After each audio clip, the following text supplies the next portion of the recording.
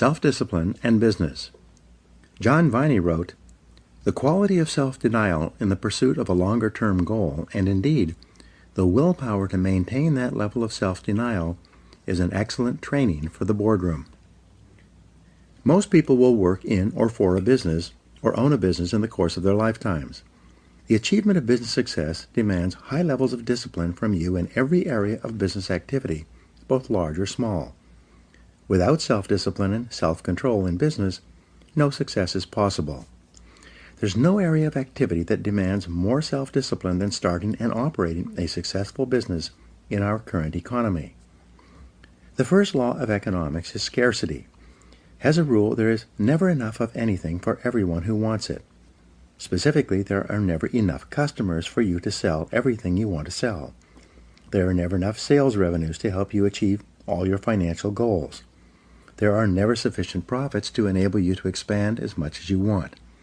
Especially, there are never enough good people to work with and for you to help you achieve your business goals. The law of competition. If the first law of economics is scarcity, then the first law of business is competition. It requires tremendous focus and discipline to do the things necessary to attract the scarce money of customers toward purchasing your product or service. To not only survive but also thrive, you must compete continually against all other uses of the same amount of money that you want to charge for what you sell. The first discipline of business success is that you offer a product or service that people want, need, and will pay for at a price they will accept, a price that is competitive with every other business that wants the same customer dollar. You must be completely honest with your product-service mix to ensure that it is well suited to the current market. This is an area where false assumptions or incorrect conclusions can lead to business failure. This answer is continually changing as competition and customer tastes also change. The customer is always right.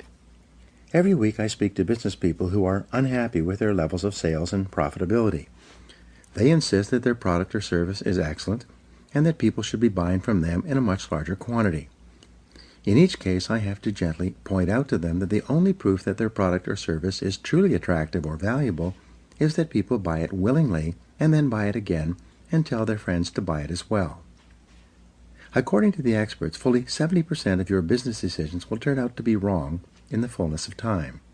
This is the average. When you're a new business person or starting a new business, you'll be wrong even more often than this. It's not unusual for an entrepreneur to be wrong 90% of the time in the beginning of his or her career. It requires tremendous self-discipline and character to face the possibility that you could be wrong in your most cherished assumptions and beliefs. Nonetheless, this discipline is essential if you're going to minimize your mistakes, cut your losses, and redirect your resources toward offering customers more of the things that they really want, need, and are willing to pay for.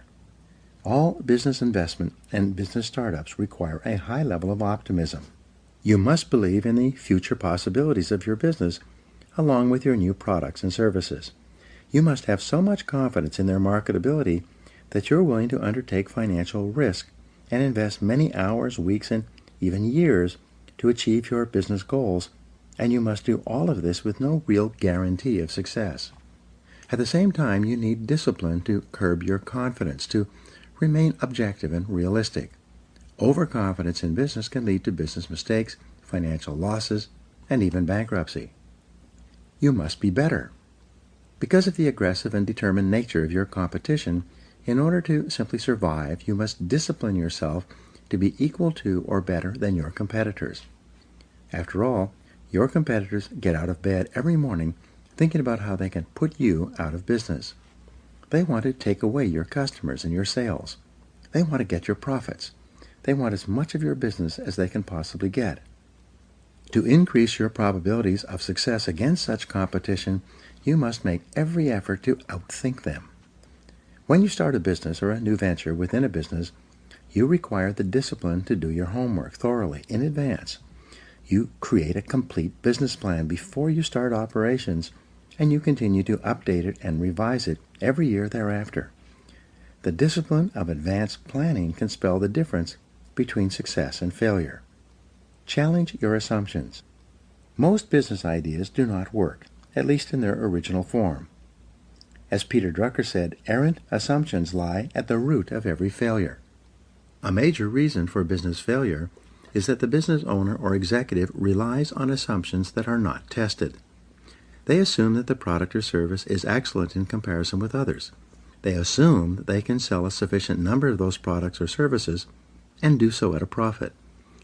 They further assume that those profits will be substantial enough to make this investment of time and money more attractive than any other use of the same amount of time or funds.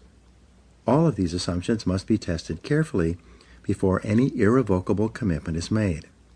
According to the Kauffman Foundation on Entrepreneurship, 95% of entrepreneurs and small business owners in America earn less than $50,000 per year. Why is this? It's not because they lack the energy, intelligence, or ability to earn more. The very fact that a person has the courage and resourcefulness to start a new business means that he or she has above average levels of natural talent. The reason why so many entrepreneurs underachieve and fail is because they lack discipline. They lack the discipline to carefully study every aspect of the business before committing to it. They lack the discipline to test their assumptions rather than jumping to conclusions and hoping for the best. Don't let this happen to you. Identify your ideal customer. You need discipline to identify and determine your ideal customer, the exact person who can and will buy your product or service in sufficient quantities and at the price you need to charge in order to justify going into this area of business in the first place. You need the discipline, based on trial, error, and persistence, to develop a marketing plan that generates a steady and predictable stream of new leads for your business. To market effectively, you must be clear about your competitive advantage and your unique selling proposition. What is it about your product or service that makes it superior and more valuable for a customer than any other similar product or service being offered today? You need the discipline to develop a complete sales system from beginning to end that converts qualified leads into solid customers. It's amazing how many businesses just assume that the product or service will sell itself, whether they have a superior sales system or not. Know your true costs. You need the discipline to determine accurate costs and the proper pricing of your products and services. Walmart has become the biggest retailer in history, largely because of its expertise in this area. It's amazing how many businesses are selling products and services at a loss because they've never accurately totaled all the costs of bringing that product or service to market in the first place. You've heard the old saying, we lose money on every item we sell, but we try to make it up on the volume. Obviously, that's not possible.